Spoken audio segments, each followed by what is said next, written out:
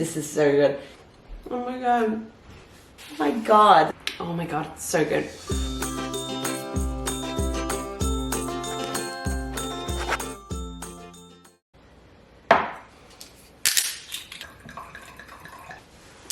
Hey guys, welcome back to another episode on the Vegan Shell channel. This week, I'm very excited to bring you guys this episode. This was like a big moment for me. I got to go and nerd out at my favorite vegan cheese place. So I've been down in Tassie for almost a year now, and we discovered this cheese probably about 6 months ago. They're called Artisa, and they do amazing, properly cultured, like cheese board style cheeses. So this week on the podcast, I was able to interview them. I got to go out to the actual facility where they create the cheese, and I got to do a tour there. I've got some great footage of that I'm going to plunk in here. And I also have a beautiful cheese board and a how to set up a vegan cheese board for you. A lot of people are a little bit, a little bit cautious of trying to do a cheese board when you're vegan, because there's not a lot of good vegan cheeses out there. And I think that's a fair criticism of the vegan cheese world overall. But this particular brand, Artisa, amazing, beautiful, perfect, love them. So we're going to talk through all of the stuff that I've got here, and I'm going to take you on a little tour now where you can see what the actual facility is like and some of the cheeses that they have in storage there. This is Artisa Cheese in Launceston. I was lucky enough to be shown around by Julie. Now, Julie was absolutely amazing, and in the next couple of clips, you'll see a few of the background kind of moments that happen at Artisa. So I was really, really grateful for her showing me around. I hope you guys enjoy it. So that's the base.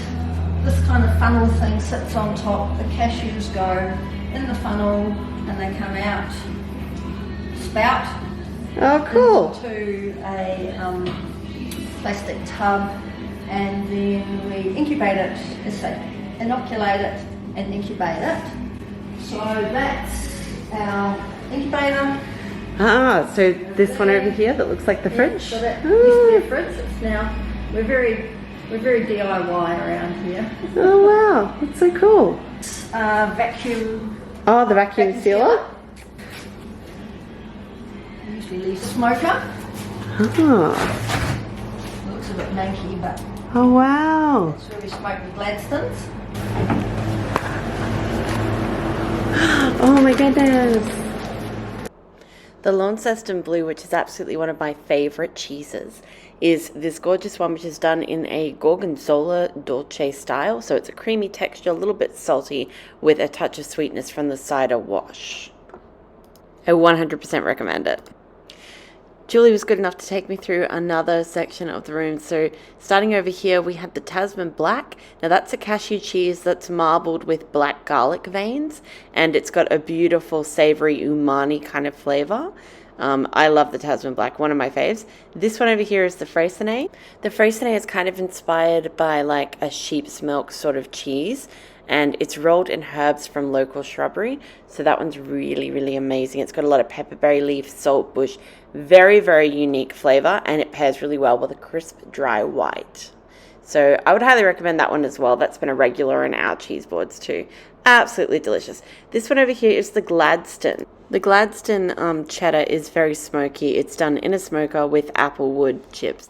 So I definitely highly recommend the Gladstone smoked cheddar. Just over here, Julie was actually explaining to me that these are the silicone molds where the cheese wheels first go. So they have some of them in those molds at the moment, and they stay there for a week, and then they take them out and they go through other processes. So it was really interesting to get a look inside at all of this. I really enjoyed it. After this, Julie was really good. She actually brought out this lovely cider, and we had this little cheese board that she put together with these beautiful cheeses. So that is the Launceston Blue. I immediately broke the cracker when I did that. And then we also got to have some of the Derwent, which is another one of my favorites. That's right on the end there that I'm getting some of now. So that's the Derwent, which has a really lovely creamy texture and is topped with that pollen. And then the last one on there is the Freycinet, and it's absolutely lovely. Seriously, one of the best cheeses I've ever tried.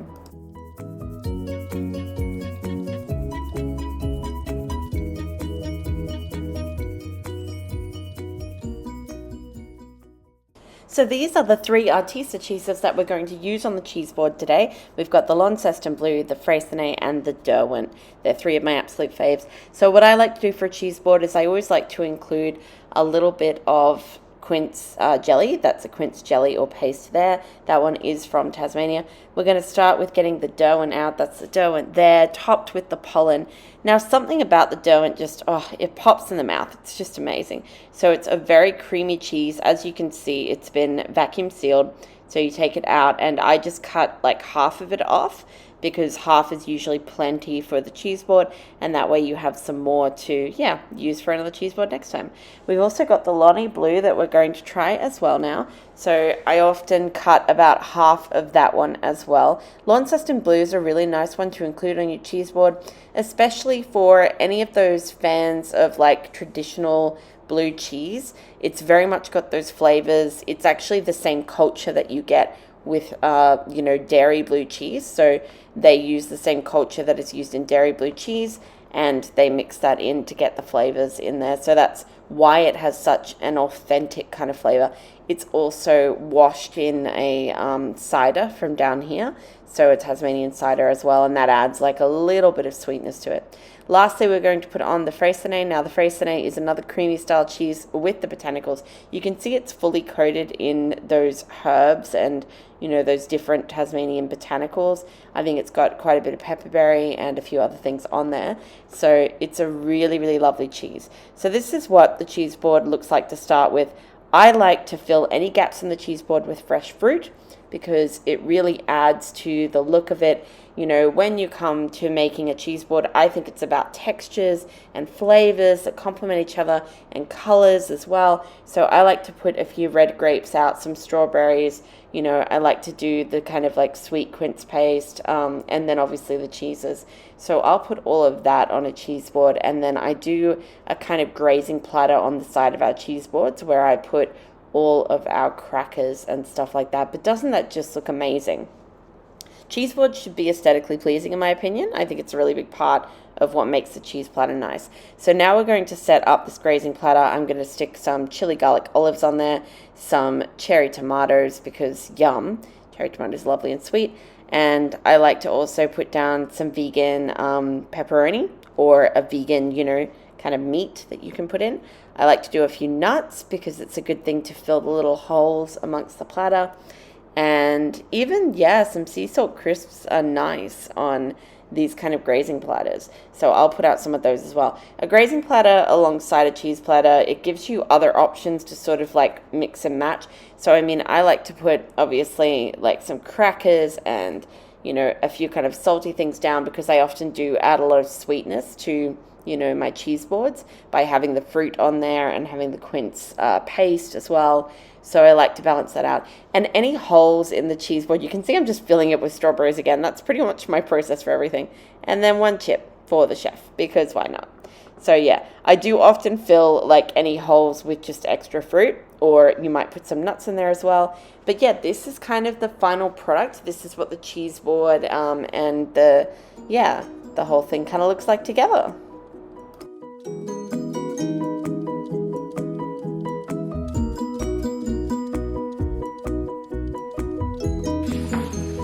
Okay guys, we're back. That was Artisa, and that was how you set up a cheese board. So we've got a bunch of stuff here, and I just wanted to try a few things for you. So I'm going to start with the Launceston Blue at Artisa. They work with real live cultures. They do cashew cheese, so everything's cashew based. Actually, the culture that they use in dairy blue cheese is the same as the Launceston Blue cheese.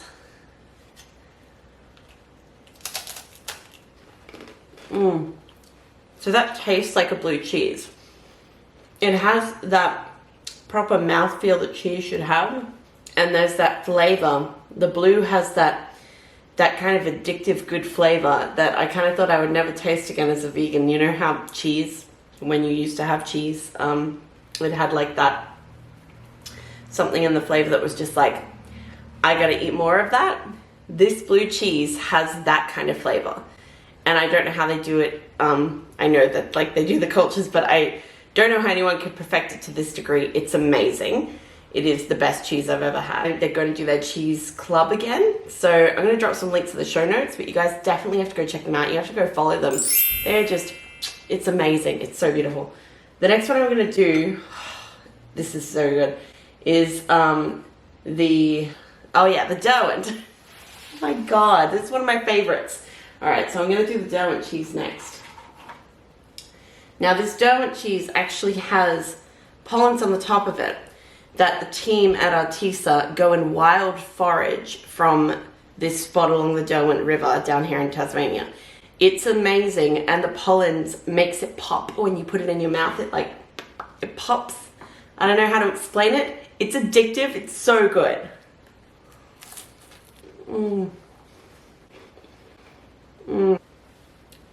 It's almost like a spice. It's kind of like spicy.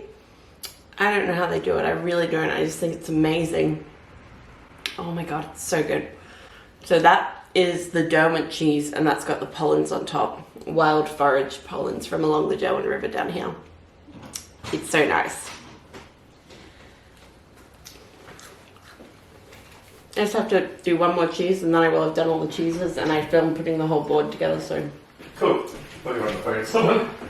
No, I'm talking to my many, many subscribers on YouTube.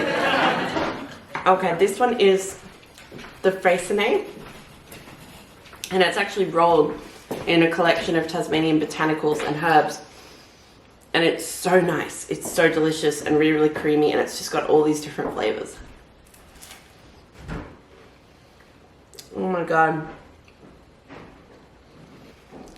The collection of flavors that they get on the palate with these cheeses is unreal. I don't know how they do it. I don't know how I was there. I had it explained to me today. I still don't know how they do it. It is so good.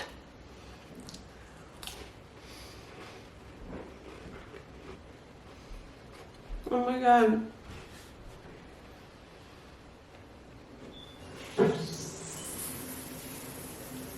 It's like a religious fucking experience, seriously. Oh my God. I have to say, it's really interesting to see how this particular business runs and how it all works in terms of like how much support they have down here in Tasmania, how they've thought through so many processes, how they're doing everything sustainably. You know, it's just really amazing to see. You don't see as many businesses taking up the mantle to try and do all of that. I think it's really fascinating. The episode is very detailed. I got so much wonderful information out of the founder, Julie, in my interview today. She was so giving of her time. She was so incredibly kind. Yeah, I couldn't say anything better about it than what the food just speaks for itself. If you can get Artisa Cheeses, and everyone in Australia can because they can ship them to you, you have to try them. They are the most amazing vegan cheese like in the world. They're the most amazing vegan cheese board cheese in the world. A little bit of hyperbole there for you, but seriously, I'm obsessed. I love them so much. That's gonna have to be it for this week's episode.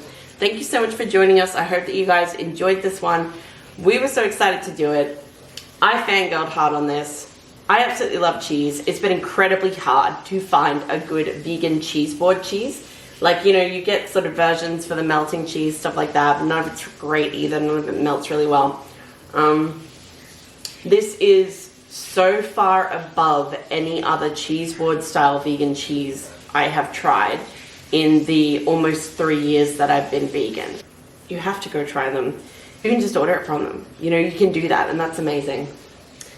Okay, I hope that you guys have enjoyed this week's episode. I would love to hear what some of your favorite vegan cheeses are and what you like to put on your grazing platters and cheese boards when you do them. Absolutely have to try these guys out, and yeah, let me know what your favorite vegan cheeses are. Drop a comment below, let me know if you liked the video, and head over to the podcast and check it out as well. So much fantastic information from Julie there. So check out the show notes too and just have a quick look at some of the links that we've got down there today.